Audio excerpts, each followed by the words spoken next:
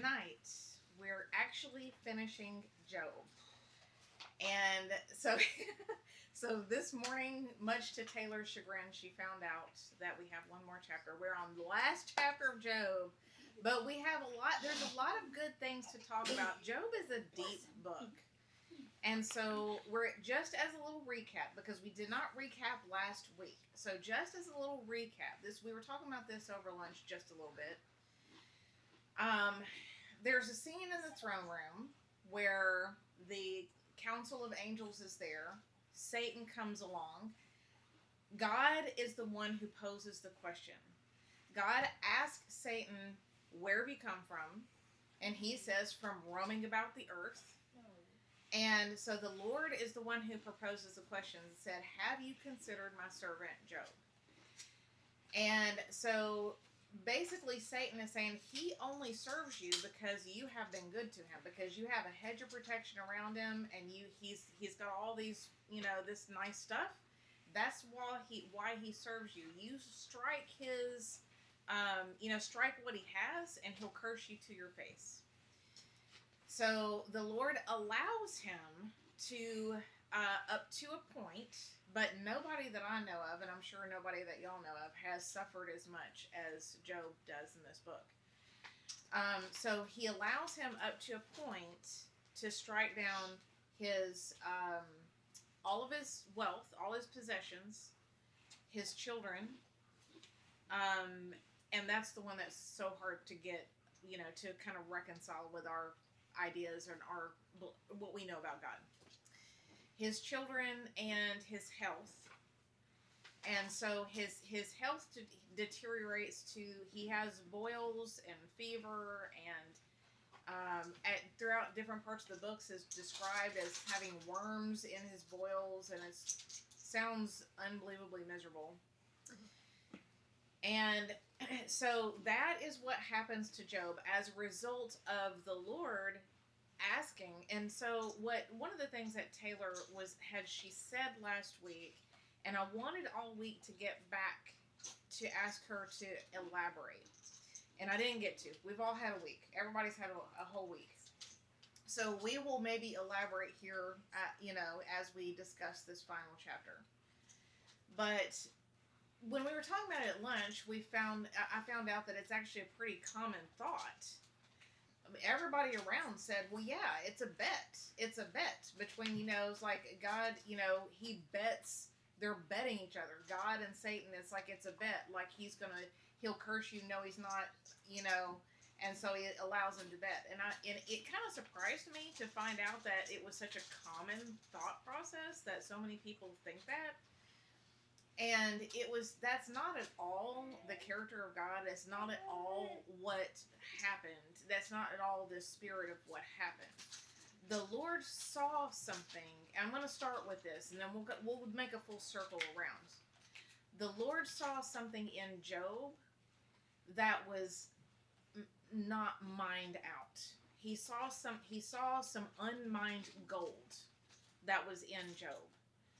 And the only way for that to surface was through the refiner's fire. And so that's why he proposed this test from the start. It's not because it was just some kind of cosmic betting match. It was because he was allowing Job to go through the only thing that was going to cause him to mine out what the Lord knew was there. Because what I will propose, and I'm sure you guys will agree, is that had the same thing happened to any of the three friends, they would have been destroyed in that test.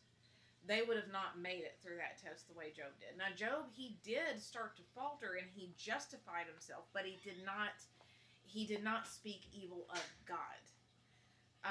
But he did have this is not fair towards the end, which anybody, he did a lot better than I would have done. But the Lord saw something in Job that he wanted to bring forth. And there's things in the human nature that only, and I don't like this about us. I don't like this about us, and I'm kind of doing a recap. A lot of this I'm going to circle back around as we go through this last chapter. I don't like this about human nature at all, but it's true that we grow. Our character grows with under pressure, under trial, and I wish that were not the case, but it is true. And we, at the end of the day, um, it comes down to trusting and believing that the Lord, everything the Lord does is good. It's from His character of love, and it's for our benefit. It's for His glory and for our benefit.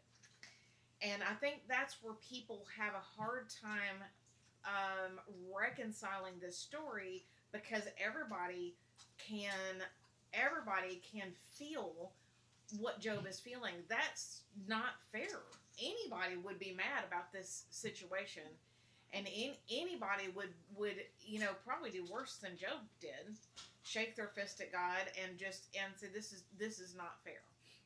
But the things that come forth from and during this whole thing, and so let me come back around. Let me start back around. So Job endures all this enormous loss. And all of us in the room that have kids are like, no, we're on the. I said go watch a movie. She's really cute. Oh, goodness. She is so cute. But so what? So Job, he suffers this great loss, and then to make matters worse, as if this is not bad enough, his three friends come from different areas, different regions. They meet up together. They make an appointment with each other to meet up together and to come and comfort him. Majority of the book of Job is this discourse between the friends of the friends comforting Job. And really what they're doing is accusing him. They're not comforting him really at all. They're accusing him. Through the entire account, none of the friends actually pray for Job. They are literally just saying, well, God is good, so you must have done something wrong, because only the wicked get this kind of treatment. Because if you do righteously, you get good things. You only receive bad things if you do bad, if you're wicked. And their theology, and what is so difficult about these discourses is that the fact that their theology is not wrong, it's that their theology is misapplied. It's shallow, it's short-sighted, and it's misapplied. And so they're not saying things that are necessarily untrue. They're saying things that are untrue in this case, and that are really shallow. There's just a shallow understanding. So this is the worst part. I think well, I don't know if it's the worst part. Losing your kids would be the worst part. But the second worst part would be these guys that come along and literally 2 or 3 times in the discourses basically blame the loss of his kids on him. Which I mean, that's just such a low blow. I just can't even. Yeah. And so he has to sit there and endure not only everything he's enduring, but these, righteous guys. In the first one, Eliphaz, if you remember, he even actually falsely prophesies. And he says, I was in the spirit, and a great shaking came on me, and I was, this is what the voice I heard said that I don't remember the whole thing, but he was basically falsely prophesying, saying the voice that he heard basically said that Job was hiding something. Like, you're hiding something. Because this wouldn't happen to someone who's righteous. Yes. I still think there's a chance that he did get that thing, but it was for him, not for Job. That's not a bad theory. I feel like that happens with people a lot, because they're like, well, there's no way I did anything bad. Right. Yeah, she was saying, in case it didn't come across, that she still thinks it's possible that he did get that word, but the word was for himself and not for Job. Yeah. So that is very, very possible. And it's also possible, I mean, we're living in a day of the false prophets that are falling left and right. And we're going to talk about that before we're done with tonight. Can I say, yes. I think the friends, too, like, yes, they do come in falsely accusing him. I think out of maybe trying to make sense of what happened. And sometimes people want a reason and to understand the why, but then God comes in and goes, can you do this? Did you hang the stars in the sky? And, like, gives you all these questions that you can't answer. Yeah. Like, you can't understand. Yeah.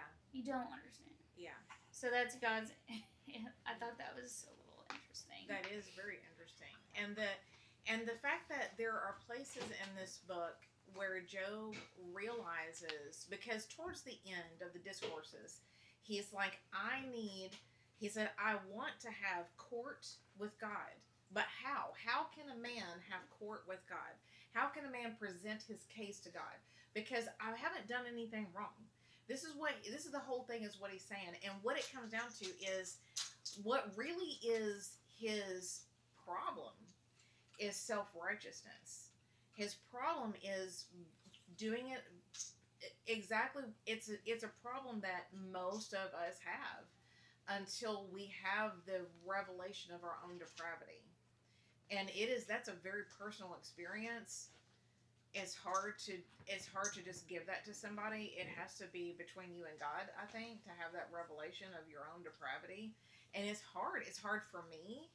I think it's hard for everybody. And it is pride. It's human pride to not want to think like that we're really that wicked. You know, it's like, I'm a good person. Most people think they're a good person.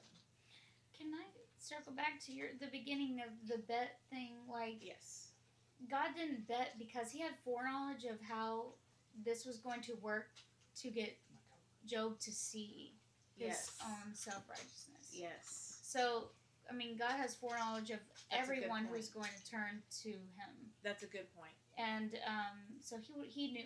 He raises the question because he needs this to happen for Job. Right. In a way. Yes. Yes. He did have the foreknowledge, and he also had the foreknowledge that the other three guys would have not. So I want to say this again, and I've said this, but it bears repeating, especially if somebody hasn't heard this before. But the refiner's fire, when a metalsmith refines silver or gold, but I know silver, this is true, that the metal worker heats it in the fire and has to watch it continually, because if it gets too hot, it will be destroyed. And so the metal worker has to pull it out before it's destroyed. But during the process, all of the impurities will rise to the top, and as he sees the impurities rise to the top, he takes a feather and he skims off the impurities.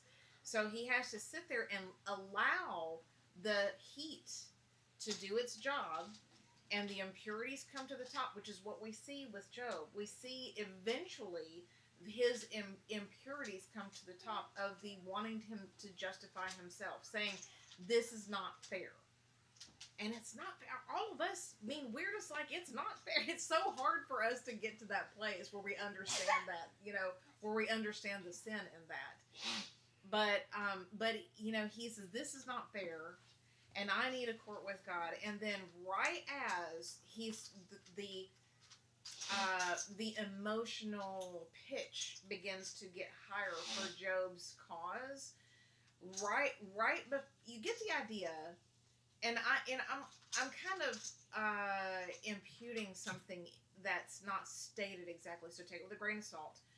But it seems to me that this refiner's fire is exactly what happened.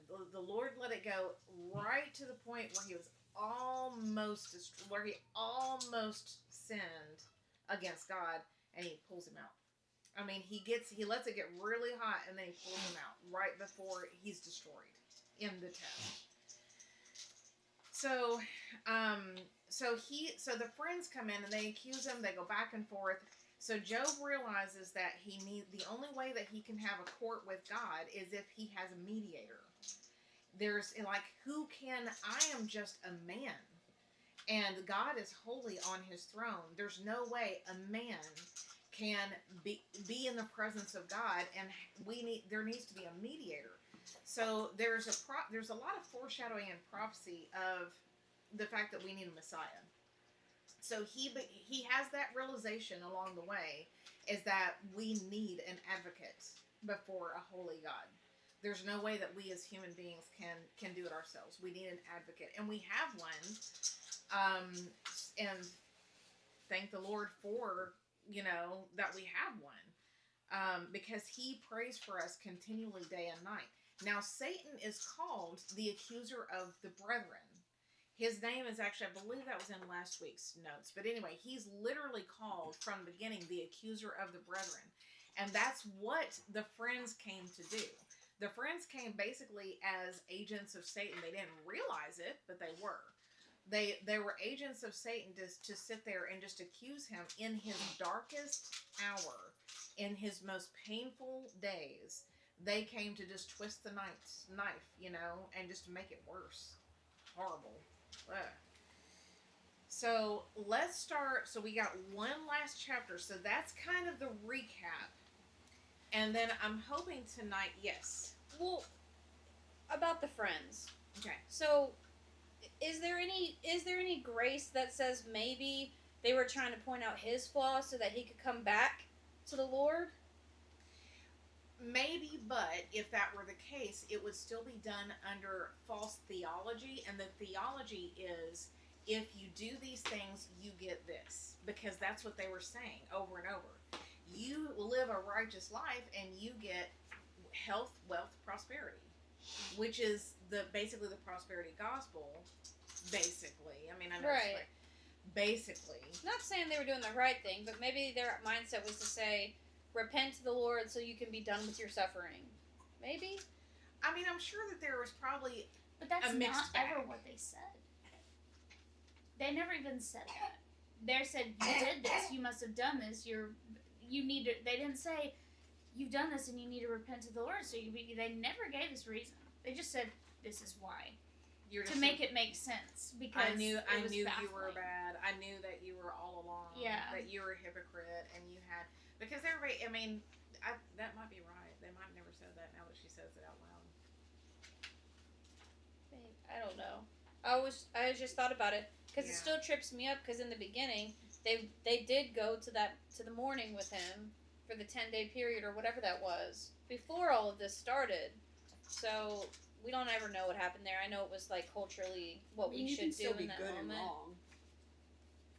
True. Right. I mean, you can still be a good friend and be wrong. Yeah. And still be used by the enemy unknowingly. Yes. You know what I'm saying? Yeah. Without knowing it. All right, so let me start at the beginning of our notes here. And I feel like that's a good recap. Do y'all feel like you're caught up a little bit? So is this Okay. everyone from the whole time? I think so. I don't know. I just picked a. It Where are the boils? I see no boils. I just picked one that I hadn't used. Okay. So here, this is the notes. In the beginning of the book, we see a challenge between God and Satan over Job regarding his possessions, family, and health. Then Job's comforters address him. The remarkable thing about their arguments is that they are theologically sound, but they are misapplied. Then finally, Elihu, when he came on the scene, we talked about the fact that he's sort of like a John the Baptist. He's sort of like the one who comes in and says some truth right before God speaks. So Elihu responds, and then God himself. Job's growth and changes throughout the passages are a very key study. It's definitely worth a study. This is a hard book to get through, y'all, and don't look at me that way. I love you. But it's but it is a hard, but it's so worth the study because there's so much that we can see today in our culture that, I mean, I think a lot of people need to dust this book off and do a study, especially in churches. So anyway, let's just get through the verses. There's one chapter, 42. Then Job answered the Lord and said, I know that you can do everything and that no purpose of yours can be withheld from you. This is a comment. All that God does is right and consistent with his character of love. This is what Job is saying, okay? This is, remember, after his rebuke. When God finally speaks, Job is completely undone. When God finally comes on the scene and God says, brace yourself like a man, for now I will ask you the questions and you will answer me. And Job just freaks, you know. And I know that I've had an encounter like that, although much gentler. I know Madison's had an encounter. I don't know if anybody else Me has had, too. and you've had an encounter like this, Yeah. where when you do feel that holy presence of God, and it is terrifying. There's not a real good English word for it. Oh my god, I'm sorry. Oh. Go back to the room. It needs to be on I camera. don't even know where this came from. That's the whole Bob Ross little Can- boy. Go back. Oh, is that a Bob Ross? Yeah, one? that was from my Wait, Halloween y'all stop costume coming in here. some years ago. Oh my gosh. That was really funny though. That was precious. You're the last one to look up at him. You're like, I oh my know. gosh. Oh my gosh. Just sorry. Okay, sorry, babe. Alright, so let's just go on because I got a lot more to say. Verse 3. You asked, who is this? This is Job speaking. Who is this that hides counsel without knowledge? Therefore, I've uttered what I did not understand, things too wonderful for me, which I did not know. Listen, please, and let me speak. You said, I will question you, and you shall answer me. I have heard of you by hearing of the ear, but now my eyes see you. Therefore, I abhor myself and repent in dust and ashes. I don't like this picture, y'all, but I'll tell you why I put it in there. All right, this is the comment. Every time in scripture that someone is met with the throne of God, their response is the same. Utter abjection of themselves in light of the nature of God. This is the only picture. I'm not crazy about this one, but it's the only one that I felt like the posture was right. Most of them, the posture is laid out, but they have their hands up, and I'm like, it's not what it feels like. It is literally feels like the crawling into, it's the hiding, the crawling into yourself. This is a picture that, it's the only one that I could find that where I thought the posturing was what I felt like it was. You know, it's the hiding, the covering of your head, because it's so, it's the exposure. The all of a sudden being aware, being exposed. It's almost like, I don't know, like, and it's hard, I can't find the right words, but if you were, the dreams where you've had a dream where you're like walking through the school hallways and you realize you're naked all of a sudden. That's a really terrible, that's a low level analogy, but it's like that recognition all of a sudden of being exposed. Of, things that you didn't even know about yourself are all of a sudden laid out there, and you realize how much sin you really have, and you can't help with that kind of light shining. It's just like going into like a dirty kitchen and flipping the light on. You see it all of a sudden. So we see this in a couple other places. Here's one is in Isaiah 6:5. When he says, woe is me, for I am undone, because I am a man of unclean lips, and I dwell in the midst of a people of unclean lips, for my eyes have seen the King, the Lord of hosts. And then there's also a verse in Daniel 7:7. And I, Daniel, alone saw the vision, and the men who were with me did not see the vision, but a great terror fell upon them, so that they fled to hide themselves. Therefore I was left alone when I saw this great vision, and no strength remained in me, for my vigor was turned into frailty in me, and I retained no strength. Anytime that men in the Bible are met with that kind of presence, they fall down as if dead. And So keep that in mind, especially when people, like, we see a whole lot of like false prophets and stuff going on in our culture. So just keep in mind that a true encounter with God, the earmark of it is being undone and laid out. Anyway, Revelation 1:17 says, this is John the Revelator, and when I saw him, I fell at his feet as dead. But he laid his right hand on me, saying to me, do not be afraid. I am the first and the last. Okay, and that was the end of that verse. I didn't know if I was printed anymore. But anyway, examples of people in Scripture when they actually encounter the holiness of God being completely undone. So back to Job, verse 7. And so it was, after the Lord had spoken these words to Job, that the Lord said to Eliphaz the Temanite. Now, Eliphaz, you remember, he was the guy who had the false prophecy.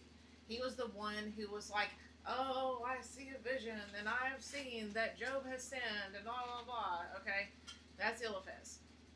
So the Lord said to Eliphaz the Temanite, my wrath is aroused against you and your two friends, for you have not spoken to me what is right, as my servant Job has. So these are comments. Each of their discourses are technically true, but they were wrong in their application. Here we have confirmation from God on this. We also see that Job has done something right. And it's notable that Elihu isn't mentioned. The Elihu is the one that we reckoned with a sort of John the Baptist character. And he was also the youngest one of the group, and so that should be encouraging to a young generation. That even though Elihu was the youngest one, he was the only one who was not rebuked by God, and you can't really see anything about his discourse that was good. Why are you still talking when I have shushed you? Does this mean that God is talking out loud? They can all hear him Well, this whole time? Because I'm looking a little further down and I don't need to be doing that. It really is a good question. But that means they can all hear God. Has to. Yeah. Wow. Let's continue. Yeah. Why are you freaking out over that? So, because most of the time you see that one person hears, Hears. like Paul on the road to Damascus, like one person hears No me one else and heard. no one else around does. Yeah. So in Well, this I case, mean, Moses But- with the people, and that's like the only other time I But the think. three at the Transfiguration all heard. yeah, But they that's all true. saw too. Yeah, That's different. yeah. I don't know. Is it? That's splitting hairs. Is it? That might be more, It is. less different at the Transfiguration. That might be a See, similar yeah. scene. They It's all all an they all allegory. witnessed. It's an allegory. It's not an allegory, shush. Okay. This must have been a shock to the three friends. They were so confident in defending the righteousness of God, zealous, upholding his honor among men, and denounced human pride and evil. Those were things that they said that were not wrong. Now they are being charged with defaming God. Can you imagine being them, thinking you're right, being so confident in what you're saying, and then all of a sudden being reprimanded by God? You know, and God saying, you've not spoken right of me. Their theory was that God was only an arbiter of justice, a distant judge who only punishes wrong, that he rewards the righteous with prosperity and blessing instantly, and that he has little concern for love, mercy, and patience. Eliphaz, his basic message was Job suffers because he has sinned. Bildad basically was saying Job is a hypocrite. Zophar basically said Job is a wicked man.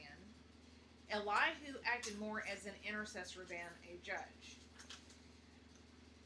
So they said things that were not wrong, but what they were proposing is that God is this big guy with a stick in the sky, which this is not very far off of what a lot of people think of now. that God is like some distant judge in the sky that's just waiting to strike down people that are doing wrong. And what that brings about in people is that people kind of toe the line and behave only to not get in trouble. You know what I'm saying? Like they're like, I'm going to behave and I'm going to do right, because if I do right, then everything's going to go well with me and I don't want to be in trouble. And it really doesn't have anything to do with real relationship, mature faith. It's just a very shallow, because being right, the desire to be righteous and to do right things is not wrong on its face. It's just that if that is the only, if that's your only understanding of who God is, then it's not really a saving faith. It's a very, at the best, very weak faith. It's not really a relationship. It's not really growth. It's not maturity in faith. All right, let's just keep going and we'll come back around. Now, where are we at? 8. Mm-hmm. Now, therefore, take for yourselves 7. This is God talking to Eliphaz still. Take for yourselves 7 bulls and 7 rams, and go to my servant Job, and offer up for yourselves a burnt offering. And my servant Job shall pray for you. For I will accept him, lest I deal with you according to your folly, because you have not spoken of me what is right, as my servant Job has. So Eliphaz the Temanite, and Bildad and the Shuhite, and Zophar the Naamathite went and did as the Lord commanded them, for the Lord had accepted Job. And the Lord restored Job's losses when he prayed for his friends. Indeed, the Lord gave Job twice as much as he had before. Now, before I go on with that, let's sit with this just a second. So he tells Eliphaz and the friends, so if I've accepted Job, and you go take these, recommended, or the prescribed offerings, Job will pray for you because I've accepted him. I'll forgive you when Job prays for you. So I think I don't want to just skip over that too fast, because I think that's kind of cool. Because I've definitely gone through a Job season where everything just kind of fell like dominoes, like whoomp, and then also had the friends come in and point the finger and dig the knives and all that all at the same time. But and I have admitted in this room and on live that I also wanted to justify myself, and I'm still not completely refined out of me. I'm just being completely honest. I still have moments where I'm like, man, I wish Joe, I wish there's going to be a day. There's going to be a day when they know I was right. One day they're going to know the truth. One day they're going to know I was right. And that was Job's sin, is wanting to justify himself. This is not fair. It's like, I deserve the good things because I've done right. So I deserve these good things. And that was not the point. That was not the point. But what was required, Job's response, was to pray for his friends, not to gloat in. Of course, he did get a pretty big vindication when God himself comes down and sets the record straight. I will say he did kind of get that. He did get the vindication. But it wasn't for him to gloat or say, I told you so. And I promise you, there's still times that I want to say I told you so. There's still times that I want, when we're raptured out of here, to have one moment on the way up to be like, I told you.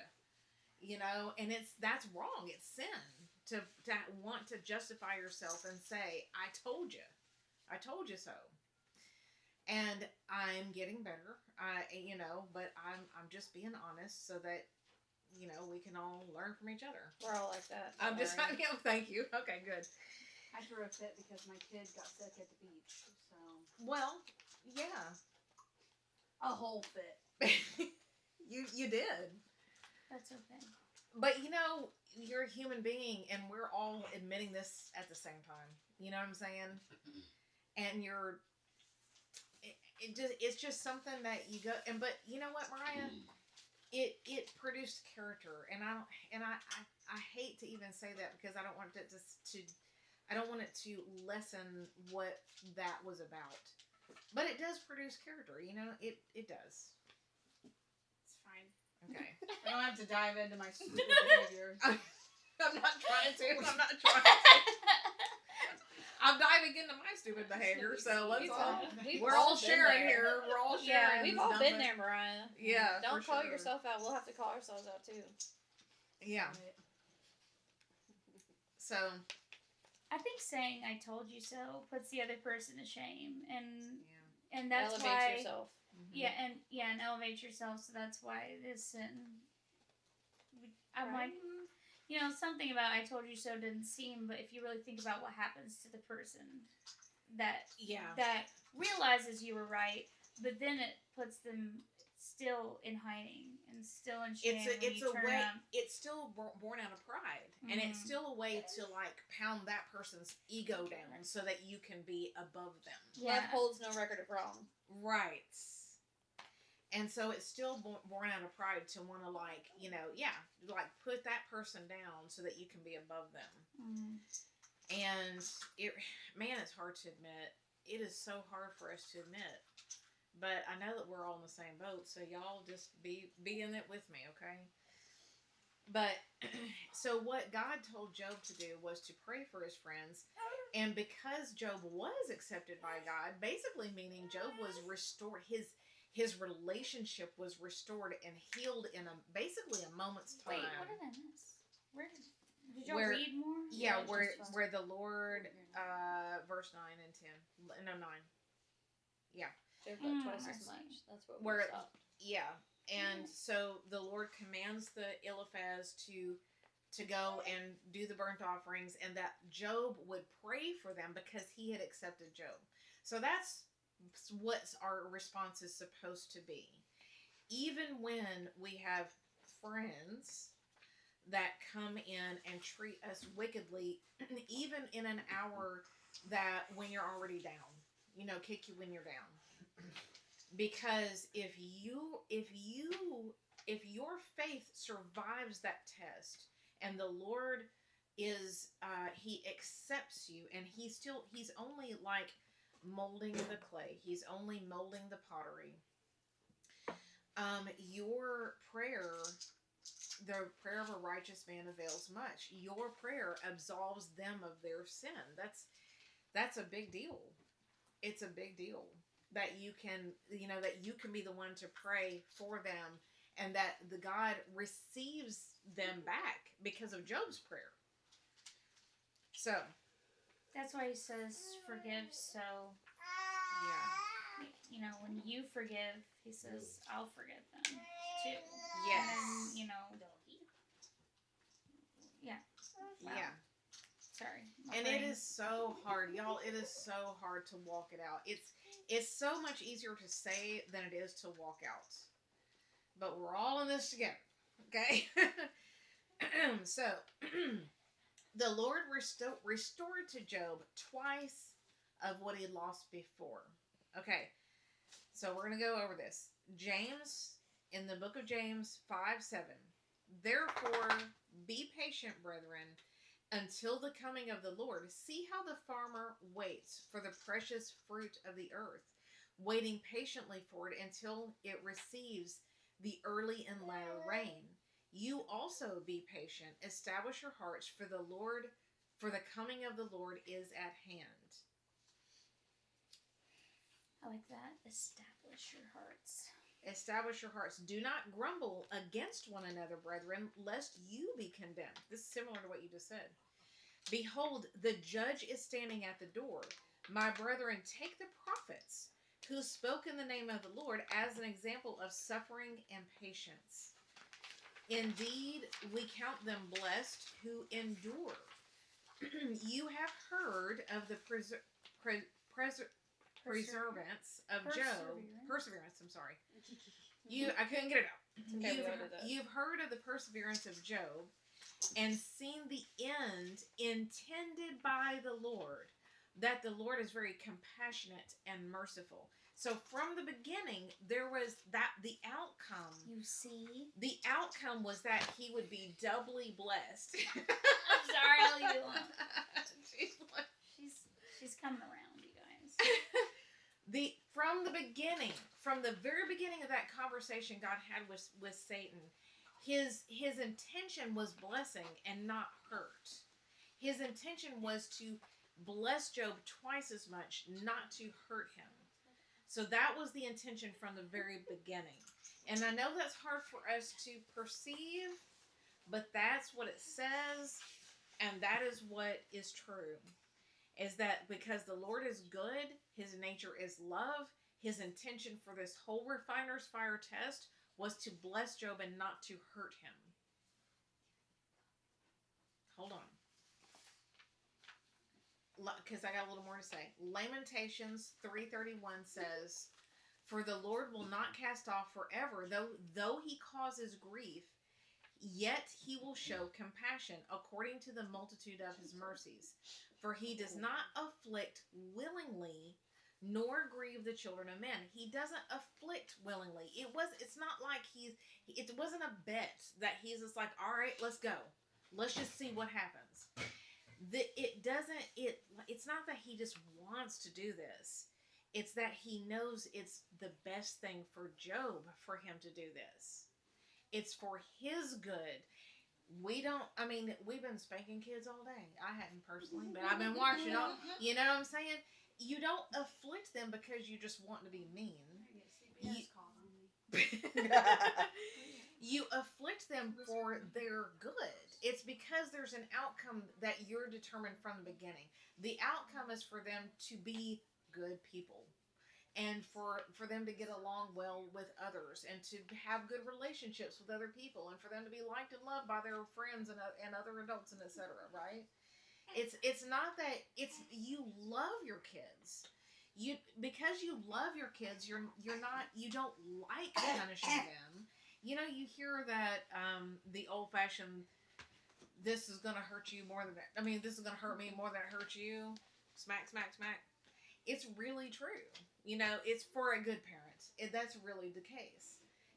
God doesn't afflict men willingly. It's that he's doing it for our good. It's just hard for us to see because we don't see our own depravity most of the time. We don't see what's so wrong with, yes, but that's unfair. I did not deserve that. I did not deserve that treatment. I didn't deserve for these things to happen.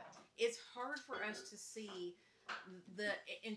to rearrange our paradigm to see our own depravity and to see that we really truly don't really deserve anything good, and everything good that we actually receive is out of blessing and mercy, and not because we're good people that deserve any of it.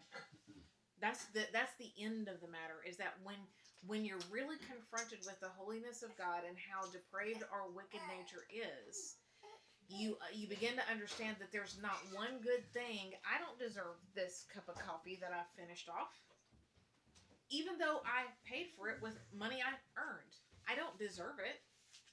It is given as it is a blessing from God because he is good. It's really true. I say this one thing I really do. Okay. Because I spent time really struggling. I spent time really struggling, living out of my car, that kind of thing. That really did set me up for some of the gratitude. There's things that I went through that I'll never forget. And there's not one shower I don't take where I don't think there's one time where I don't say, thank you, God, for this hot shower. Thank you so much for this. Thank you for the pillows and the sheets that are on my bed.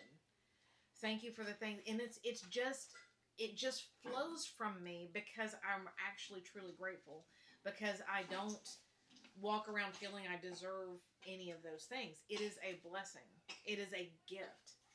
And it's hard for us when we've, worked for our jobs and we work for our money and we think we've bought it for ourselves and we've done it for ourselves. It's really not anything that we have truly earned.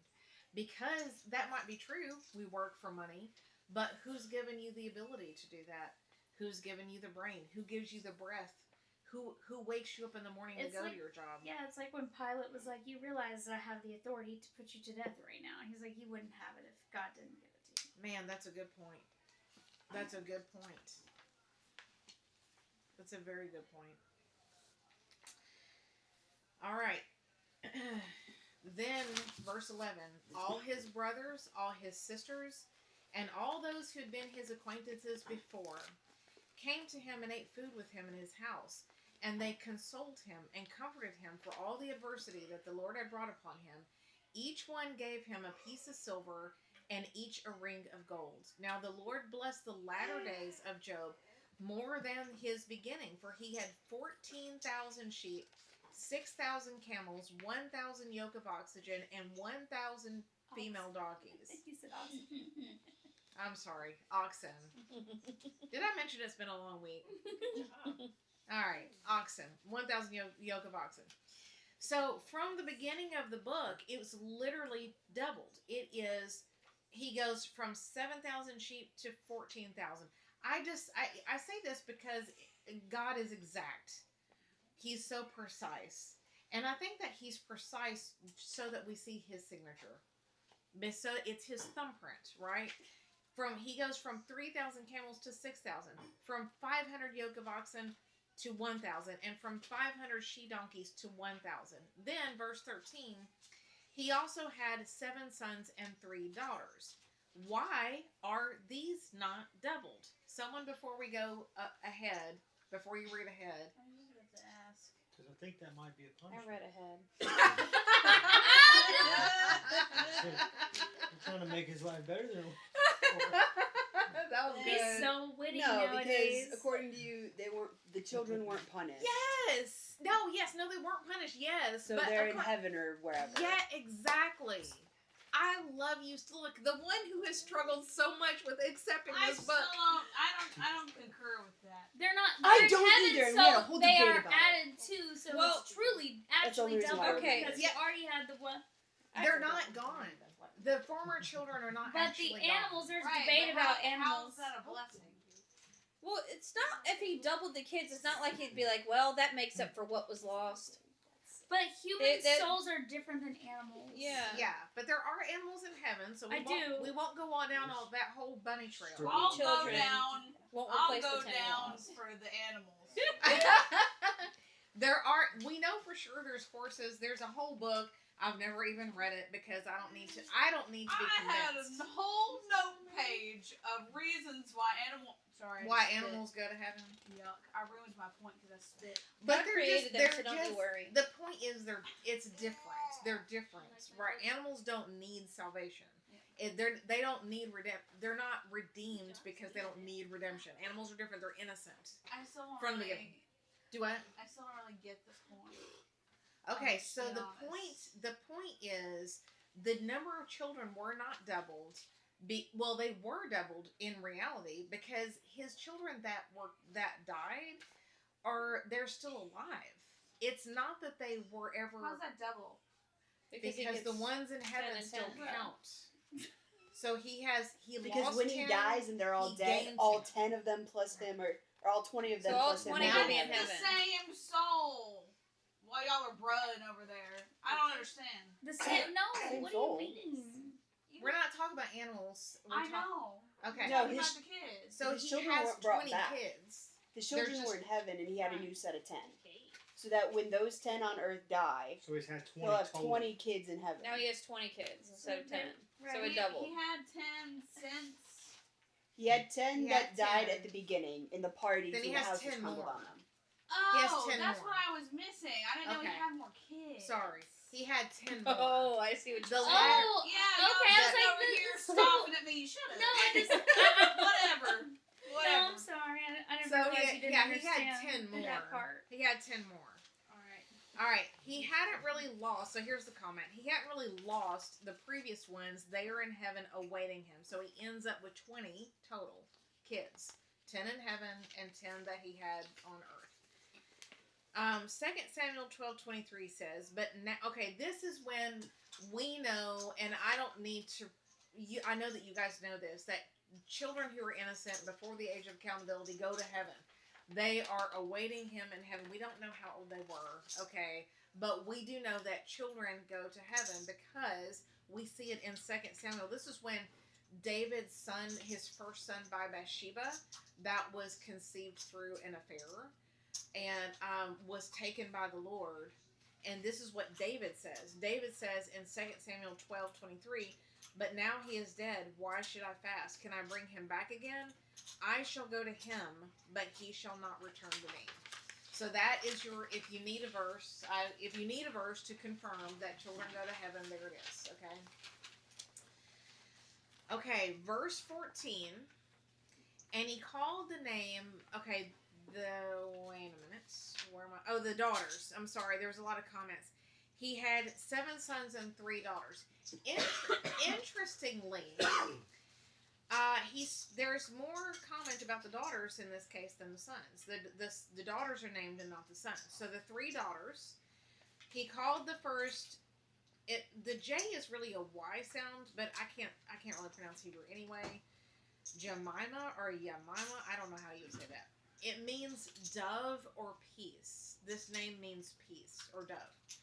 Keziah means cassia, which is a rare perfume. And the third is Karen Hapuk, which is horn of adornment. So in Romans 5:3, we see, and not only that, but we also glory in tribulations, knowing that tribulation produces perseverance. Said it. Well, would you believe that that's what I read today at church? That is so 2 crazy. times in a row. Go ahead. That happens. That's so crazy. I Happens. don't believe it. Go back and roll Okay. the cameras. Roll the cameras back. Okay, That yeah. happens Roll the so clips. often. So not only that, but that we glory in tribulations, knowing that tribulation produces perseverance, and perseverance, character, and character, hope. So here's a comment: tribulation is actually evidence of God's love. Tribulation is actually evidence of his love. And he doesn't put people that are not his kids, that don't belong to him, he doesn't put them through the refiner's fire. They have events in life. I'm not saying they don't experience things. They receive many blessings. He causes the rain to fall on the just and the unjust alike. They get blessings. But the refiner's fire is for his kids. I don't disagree. I 100%. I'm with you on that. Okay. With an asterisk by Job as an exception. I can't help you after this.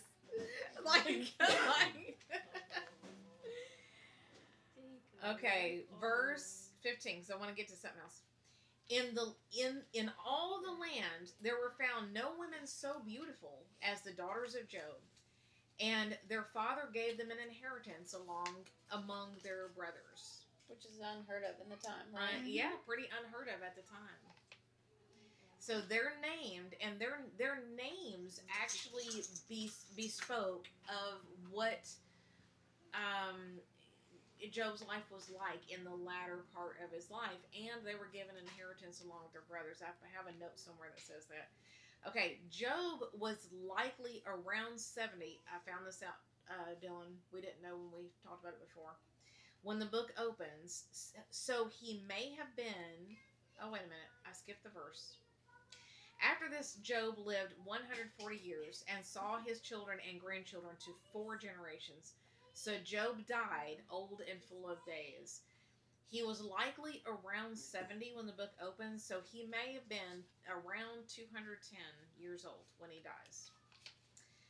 One concluding thought is that we can either live in self-sufficiency and self-righteousness never realizing the depth of evil underlying our nature, or we can accept the gift of forgiveness and His righteousness, which is new every morning. That is one of the main differences, is letting go and crucifying our self-righteousness and ascribing to Him His righteousness. So we get that as a free gift. We get through Christ. We have that as a free gift. So everything that happens, we ascribe to His righteousness and not our own. So any cup of coffee I get is because He is righteous and not me. Any hot shower we get is because He is righteous and good and not us. Every breath we take is because He is righteous and not because we're just cool. You know? So I have another thing I'm trying to get to.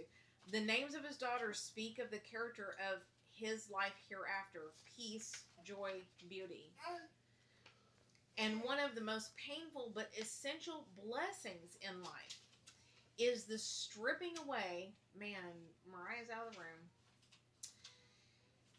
One of the most painful but essential blessings in life is the stripping away of our own delusions. It's hard to let go of beliefs and paradigms that are false. And it's important to let God correct our thinking, renewing our minds. It's hard to switch our paradigm from "this is not fair" and "I'm right and I told you so" to "I deserve nothing and whatever is, and the Lord is good, and anything good that comes is because He is good in giving it." It's hard to let it go, y'all. Job did not know about the conversation in chapter 1 between God and Satan. There are forces behind things that happen in life that we don't see, but that we are a valuable prize. We are a prize. We are engaged in spiritual combat with powerful forces that seek to control human history. This continually frustrates our attempts to plan our own lives. And for the planners in the room, Mariah, it is frustrating when forces that are beyond our control come in and frustrate those attempts. But it's part of life, and it's actually part of it's actually evidence of God's love. It's hard for us to see that, but it's evidence of God's love for us when forces are allowed to frustrate our attempts to make certain things happen.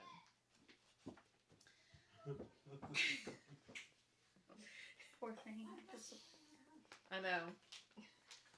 Families, careers. What was I saying? You are. That you can't plan for none of it. Frustrates attempts to plan our lives, families, careers. Thank you.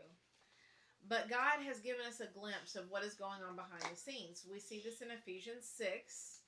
For we do not wrestle against flesh and blood, but against principalities, against powers, against rulers of darkness of this age, against spiritual hosts of wickedness in heavenly places. Therefore, take up the whole armor of God, that you may be able to withstand in the evil day, and having done all, to stand. In the evil day, Job did stand. His faith did not fail, but his friends would not have been able to stand that same test. So all of these things are for our betterment, so that we can withstand in an evil day.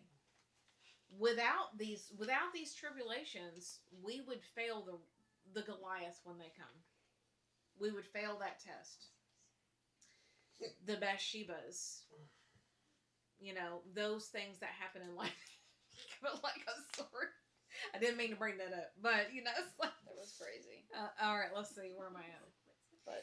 But the primary lesson of Job reveals the nature of human evil. Job's counselors see human evil. Okay, listen to this. Job's counselors see human evil as murderers, rapists, thieves, etc. Those things are easy to see. But we see that these are only the fruit of deep-seated pride. All evil comes from the root of pride. Even self-righteousness, it comes from pride.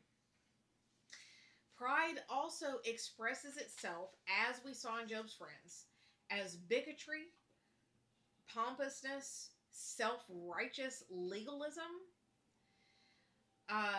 critical, judgmental attitudes, condemnation of others, harsh, sarcastic words, and vengeful and vindictive actions against someone else. That's also evil, and it's not as quickly recognized. Not as quickly recognized. Churches all over, religions all over, see those things as actually good. They see those things as evidence of holiness. And they are just as evidence of evil as the murderers and the rapists and the thieves. Let that sit in for a minute. Jeremiah 17:9 says, "The heart is deceitful above all things and desperately wicked. Who can know it?" Only God. Here's the last comment. So what is faith? Job thought that he was exercising faith when he obeyed God and did what was right. Many people believe God is real and present, and they do what is right because they believe they will get in trouble if they do not. This is very weak faith. They live on a level of serving God only when it's in their best interest to do so. That was Satan's accusation against Job at the start of this drama. Many people drop away from faith when the trial comes and God doesn't conform to their expectations. Word of faith, word of faith, word of faith. Okay? What I wanted to talk about before we close this book is that what we have seen in our culture and in our time. Now, I was reminded about something. The other day. And you guys, this generation in this room, I don't think that you guys remember this being such a thing taught in the pulpit a lot. But there was a time when it was taught over and over again, at least it was in my hearing, that if you go around accusing the brethren, if you go around nitpicking other people, that you are being an accuser of the brethren, and you're just acting as Satan, because Satan's the accuser of the brethren, so you don't want to be like Satan, and you don't want to accuse the brethren, so don't be like him. I wouldn't say nitpicking. It's trying to bring someone's eyes to their sin. Like, hey, that's what she said a while ago. Right. Bring someone eyes to their sin. But this also was misapplied. That's not wrong. It's not wrong to say, don't go around nitpicking and accusing other people wrongly. That's not wrong.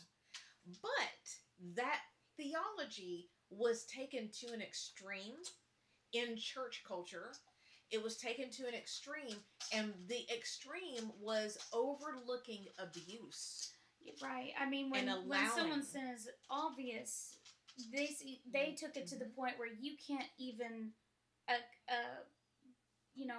hold someone accountable for their actions. Something obvious. But in this with the friends, they're trying to say Job did something that they didn't see. That's true. They didn't see. So they're actually accusing him of something they don't have any idea about. Right. But being an accuser of the brethren, what they used to do or what they do in churches is you can't even say, Pastor, you probably shouldn't, you shouldn't be having that affair. Yeah, you shouldn't be doing that. That's you shouldn't, you're an accuser of the brother. No, I'm not accusing you. I'm saying that's what you're doing. Exactly. And it's sin. You shouldn't be grooming young teenagers to get them in your bed. Right. You shouldn't be abusing the money that is donated in good faith to be used for missions, and you're buying $1 million house. Yeah. You shouldn't be. Those are things that are not accusing of the brethren. Those are real abuses that have gotten exponentially out of control. And that is why now we see all this cover-up culture that Mike Winger has been doing the videos about, where there are prophets, they're not prophets, they're false prophets that have been caught using Facebook to mine for information and prophesying through and they're really, the prophecies are really weak prophecies to begin with. It's the same thing that fortune tellers do. And fortune tellers, and even false prophets, they can communicate with evil spirits and find out some stuff. They might find out, oh, you have a brother named Bob who is a construction worker. And they might be able to call out one or two facts. And people are so naive and enamored with some news like that. Anybody, whether it's a prophet behind a pulpit or it is a psychic medium behind a crystal ball, people are so enamored with me. You have information about me, which is also pride. Tell me more about myself. Tell me more about me. Do you see where the root is? I want to hear more. Now, I don't say, now it's a mixed bag. It's all a mixed bag. It's not wrong to everybody wants to be seen by God. That's an understandable thing. We all want to be seen by the Lord. But there's a fine line between that true and right desire to be noticed and seen by your Maker and having time with Him, and just being seduced by seducing spirits that say, I can see that there's someone in this room named Julie who lives on Timbuktu Street. And Julie's going, that's me! How did you know? And all the while, he just got that off the roster for people who signed up for the conference. And now he's calling it out because he went on Facebook and found out information. To an extent, I can feel like I can see why it worked. Oh, me too. Like I can see why people fell for but it. the It's like didn't make sense. it's No, which they that didn't, is because it an was, like, abuse of like information right spiritual on abuse for people's- sure. But like, Right. what does God want to It's know? Why does the God tell you my street crazy, address? like, gives over the, I mean, enough of it. I don't want to minimize it, but the crazy abuse that's like far worse in my opinion than that's going on behind the scenes that I don't understand how they're getting away with. It's just crazy. so Because there's so much secrecy that one victim thinks they're alone, and all the other hundreds of victims don't realize that it's being done over and over and over again, and that one victim is taking a responsibility on themselves, thinking that they were compliant, and they didn't hold on to their faith. They didn't have enough faith in the prophecy, so they're weak. Yes. They're not good enough for that to happen. So. But like Right. she was saying, what was so special about the The they would- prophecies well, to me okay, didn't but- make sense because it's like, they would. why he would God say tell these- you my credit card numbers and But the street listen, I live on? because he won't.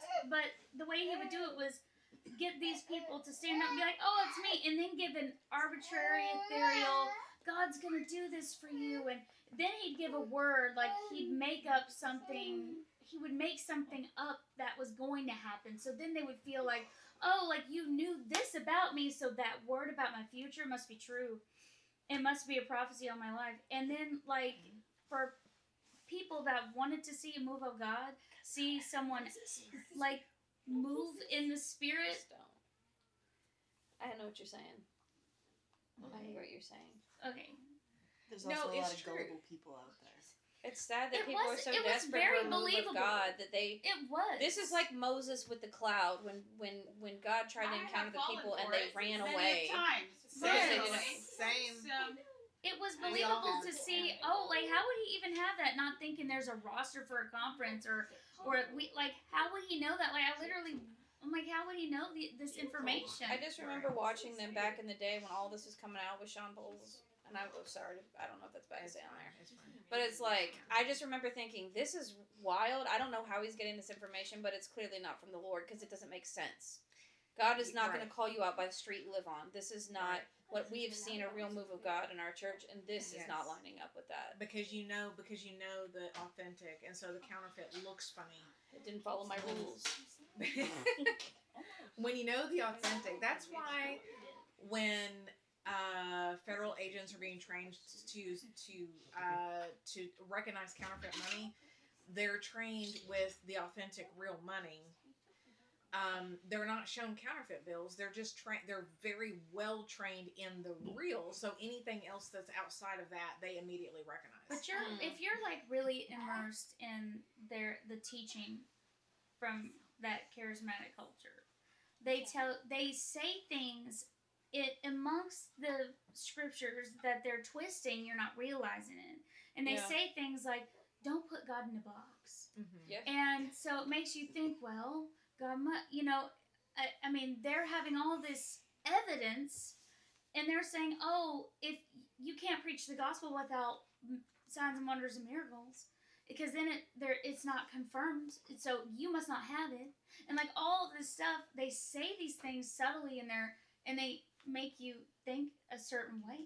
My coworker on Friday was like, "I believe in name it and claim it," and I said, "No. You shouldn't believe in name it and claim it. That's because it's self-righteous. I said it doesn't make sense. Name it and claim it is self-righteous. It just doesn't make sense. But it's a new age, like new age. Yes. It's the Christianese are twisting. Yeah, it's a Christian new age. Right. It's I'm gonna manifest my reality. Yeah. So they believe in that, you know. It's true. No, it was the voice you used. I'm sorry. It's just I should. It's a sad attempt. You know. But we all, I mean, Mariah said a while ago that she's fallen for it, and I have too. We all have, and you know why? You know why we have? It's because we've all been so excited to see God's presence and a move of God that you just kind of cling on to it. Yeah, I don't think it was like there were some people that were honest in seeking God in it, not wanting to, hear like. Right. But that's the way you think it's supposed to happen because that's what they're teaching The you. intention is that God's people must be seeking out God and doing right, and that they must know or have something different, a different gift than I have. So what they're saying is right, and you just trust them. They're so much more spiritual. They have all this evidence, and gosh, I'm just nothing. Oh my gosh, they're on TV. They're famous. Yeah, They're like you think this, and you're like, wow, like I must not have enough faith to hold on to that or this. And that. And it's just literally, and then you find out it's just lies. A lot of it is just lies. Like, wait, they didn't do all that stuff to begin with, right? Or they started out well, and some things. Then they tried to true. Bottle things. Right. Some things are true in the beginning. That happens a lot. Is that some things are true in the beginning, and then it gets their pride comes in, and then it becomes a platform. It becomes their identity. They say don't put God in the box, but then they make a bunch of rules. Yes. Yeah, you're right. You're right. And they make their own theology. Right. It's not real. So knowing that tribulation is actually evidence of God's love for us, if we can really get that one thing in our minds of realizing that any trial that we go through is because the Lord loves us. Well, I mean, I don't know. I wouldn't say it's so tough. No. I mean, if He's allowing it, He's allowing the refining of your character through trial. Mm-hmm. Well, He uses all. I would say He uses everything, even what the enemy meant for evil, for good. True. So, yes, because some things are meant for evil. Yes, but there's the two things going on. Yeah. The Satan meant to destroy Job. Right. It was meant for evil to destroy Job. I see what you're saying. Yeah. All right, so I didn't want to close the book without addressing how that is coming to church culture in our generation. How this, it's always been around. It's just so evident in our. There's nothing new under the sun. Nothing new under the sun. The churchianity and how and really truly in just the Western culture, it's so hard for people to recognize things as a gift of mercy from the Lord. People are very, very, very entitled. I mean, unbelievably entitled, more than we've ever seen in our lives. And so it's a hard jump for a lot of people to recognize that every single thing we have is because He is good and He gives it all. He's the giver of all good things. So that was the main thing. Was that good? Did I touch on everything? Yeah.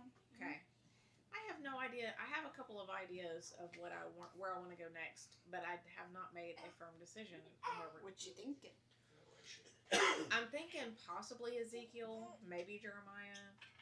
Oof. Oof, what? Here we go. Jeremiah, so rough.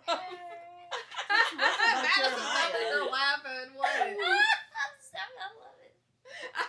Why is Jeremiah rough for you? Oh, You don't like Jeremiah? it's so much just hard, Yeah, it is hard. It is sad, hard. warfare, sad, The- hard. Well, Just like 40-something chapters of it. let me find something. That's well, oh yeah. we've done It's like- Ruth and Esther. I've tried to do some lighthearted in between. Lamentations. No, we were gonna do Song of Solomon. Oh I'm yeah. gonna do that. Bouncing gazelles. No. Guys, this is crass. And I don't understand it. Exactly. you're- If I had to sit through Job, That's true. I'm gonna be the hard one on That's that one. I'm true. sorry. if I'm I had gonna to be sit the through hard Job, one on you that should have one. to. And Song of Solomon's is nowhere near as long. Yes, That's but it's true. crazy. Because you refuse to understand it. It's still I crazy. vote Song of Solomon. Is Jolene allowed in the room? No. She's Sorry. like, what? Now she is because she'll be like, what? She has a Bible. Now she wants to I mean- be. Oh, well. It's not She crazy. usually- oh, read it. It's not crazy. Now I've made her think. She's like, wait. It's a lot of I'm gonna animes. go. I'm gonna go at night and get on my Bible app and What's in there? read the Bible in secret. It's okay. Alright. Well, Everything we'll be in All here right, anyway. let's end this live Oh, stream. no. Like I have said before about Song of Solomon, to the pure, all things are pure, and it's really true. To the pure, it's true. Don't look at me It's like true. that. It's So true. you're telling That is me mine. Cat's unpure. Because Yes. my name means pure. If anyone didn't know, I didn't know. it does. That sounds self-righteous, Just Catherine. because. It does. I was just thinking that. Okay, well, I will wait for this live to turn off before I finish that comment. Yeah, get this over. What? All right. We Bye. might do Love, Song love. of Song Love, of love, Solomon. love. Goodbye. Sounds like a good idea. Make Catherine really uncomfortable. Get Oh off my the gosh. table. Love, love, love.